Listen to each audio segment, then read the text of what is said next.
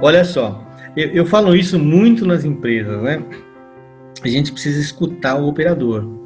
A gente fala assim que o supervisor, ele tem que, a cada reunião, né, do grupo autônomo, participar, escutar o que o operador está falando e motivar a equipe a encontrar soluções para os problemas que ele tem no dia a dia. O operador, ele vive os problemas do dia a dia e tem muitas soluções, né? Tem muitas alternativas. A gente já trabalhou com empresas, por exemplo, que existia padronização e que cada um fazia de um jeito, porque ele sabe que se eu seguir o padrão, muitas vezes não vai dar certo.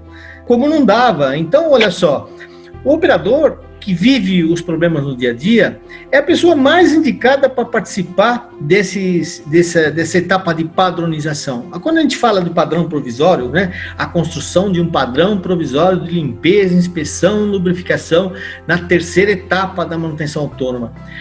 Por que isso é feito na terceira etapa? O pessoal fala, mas a gente não pode construir o padrão antes, na primeira etapa? Até pode, mas ele vai mudar.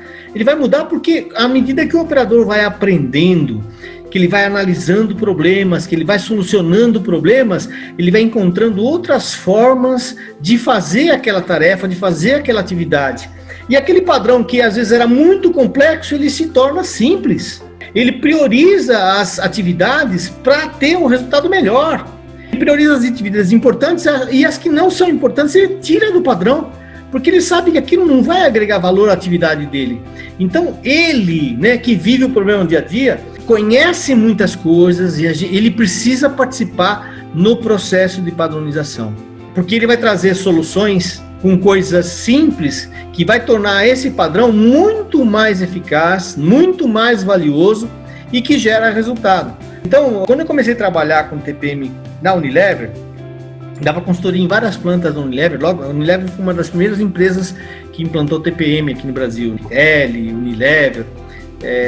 E aí eu lembro o seguinte, que eu visitava várias plantas da Unilever, inclusive fora do Brasil, né? A gente trabalhou no México, na República Dominicana. Né? Cada unidade, cada planta usava ferramentas diferentes, fazia de uma forma diferente a mesma metodologia.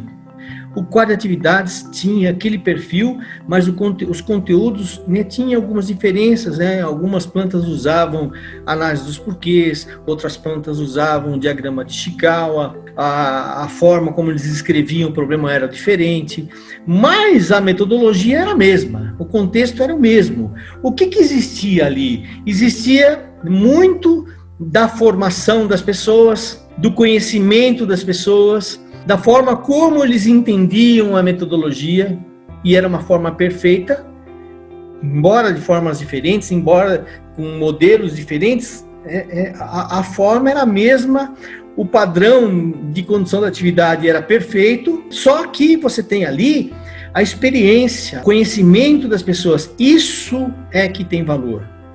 Então, quando ele faz um padrão, ele está colocando essa experiência. Não adianta eu querer padronizar uma coisa com o conhecimento de quem não faz. Aí vem lá, por exemplo, o pessoal da engenharia, o pessoal de processos, desenha um processo lá tal, só que na hora que vai fazer, é impossível de seguir aquele padrão. Então, a padronização é um processo importante, onde você tem que ter pessoas que estejam envolvidas com aquele processo. Senão, eu vou estar criando um processo que não vai ser seguido, ou que é impossível de ser seguido, ou que pode ter coisas lá que não agregam valor, ou coisas que estão faltando nesse procedimento. Então, a padronização é um processo que exige a participação, né, da pessoa que faz, da pessoa que executa a tarefa. E aí sim, como o padrão ele sempre pode ser modificado, pode ser melhorado, na medida que surgirem novas formas, novos modelos, né, de executar aquela tarefa, o padrão vai ser melhorado. Mas é realmente um processo importante cuja participação do executante é primordial.